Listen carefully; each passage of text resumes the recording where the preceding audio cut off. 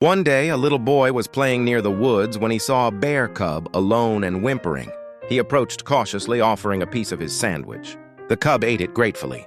From that day on, the boy visited the cub, bringing food and playing with him. He told his parents about his secret friend, but they warned him, bears are wild animals. It's dangerous and wrong to tame them. The boy ignored their pleas, believing his bond with the bear was special. As seasons changed, the bear grew. One afternoon, the boy found his friend gone. Heartbroken, he searched for days. Years later, as a man, he saw a news report about a problem bear in a nearby town, a bear unafraid of humans, now a danger to itself and others. It was his bear. With a heavy heart, he realized his love had been a selfish one. He hadn't saved the bear, he had doomed it. Before you act on love, think about it. Maybe your good intentions are the ones causing harm. One night, a student asked his master, "How can I attain enlightenment?" The master replied, "Go into the forest, pray for 99 nights and return to me, but do not think of a monkey." The student, confident, went into the forest. He prayed the first night, but the image of a monkey kept appearing in his mind. He thought, if I weren't so focused on this task, I wouldn't be thinking of a monkey at all. Each night, the thought became more persistent. By the 99th night, he was exhausted, haunted by monkeys in his every thought. He rushed back to the master and confessed, "I have failed. I could think of nothing but monkeys." The master smiled gently. "My child," he said, "you have just learned your first lesson. To know enlightenment, you must first understand the nature of your own mind. Before you try to control your thoughts, think about it. Maybe you must first accept them." One night, a little girl was tucked into her bed, ready for a long night of sleep. She pulled her blankets tight, but a shiver ran down her spine. She noticed a large spider crawling slowly across her bedroom wall. She thought to herself, if I weren't so scared, I would squish that ugly thing. She watched as it moved closer to her favorite doll on the shelf. When the spider finally reached the doll, she wondered what it would do. To her surprise, it simply crawled over the doll's head and settled on the wall behind it. She sighed with relief when her mother came in to say goodnight. She pointed to the spider, ready to cry. As her mother reached for a tissue, she gasped with surprise. There was a tiny crack in the wall, with a swarm of ants crawling out. "If that spider is here," she whispered in awe, "it was protecting your doll from them." Too late to thank it, she realized with wonder that the spider was the hero, the protector, the friend. Before you judge in fear, think about it. Maybe you are the one who is wrong. One day, a fox was fleeing from hunters, his leg caught in a cruel steel trap. He stumbled upon a lion's den and begged, "Please hide me. I will repay you with my life." The lion, seeing his desperation, ushered him into the darkest corner. The hunters arrived, asking the lion if he'd seen a fox. The lion simply shook his head, no, but pointed his eyes toward the corner where the fox was hiding. The hunters, not understanding the subtle gesture, soon left. The fox emerged, limping away without a word. "Are you not grateful?" the lion roared. "I saved your life." The fox looked back, his gaze steady. "I would thank your words," he said, "but I cannot trust your treacherous eyes." Before you judge someone's gratitude, think about it. Maybe your actions betrayed your words. One day, a brave princess journeyed to a dark lake to slay the monster that terrorized her kingdom. She found the beast lurking in the murky depths, its shadow vast and menacing. The princess drew her sword, its silver glinting in the gloom. She thought to herself, "For the sake of my people, I will end this creature's wicked existence." She charged, plunging her blade into the monster's hide. With a pained roar, it thrashed, not fighting back but trying to shield something behind it. When the water stilled, she wondered what it protected. As the monster sank, a hidden grotto was revealed. Inside, nestled among glowing crystals, was her kingdom's stolen water source, pure and flowing. The beast was not hoarding it, but guarding it from a poison upstream. "If it was protecting the water," she moaned in despair, "then the real threat remains and I killed the innocent."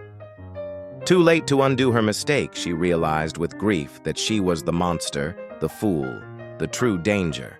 Before you assume the worst, look deeper. Maybe the monster you see is just a protector in disguise. One day, a little boy was playing near a pond when he saw a strange-looking turtle. Its shell was jagged and its face looked grumpy, like a little monster. The boy decided he would help it. He gently picked it up, intending to carry it to a bigger, nicer lake he knew. But the turtle, scared and angry, snapped at his fingers and tried to bite him. The boy thought, "This is a bad turtle. I should just leave it here." He almost dropped it. But then he looked at its frightened eyes and kept walking. When they reached the beautiful, clear lake, he set the turtle down at the water's edge. As it swam away, it turned back and seemed to nod, its monstrous face now looking peaceful. The boy suddenly realized the turtle wasn't bad, just scared. He had judged it by its shell, not its heart. Before you judge someone, try to understand their fear.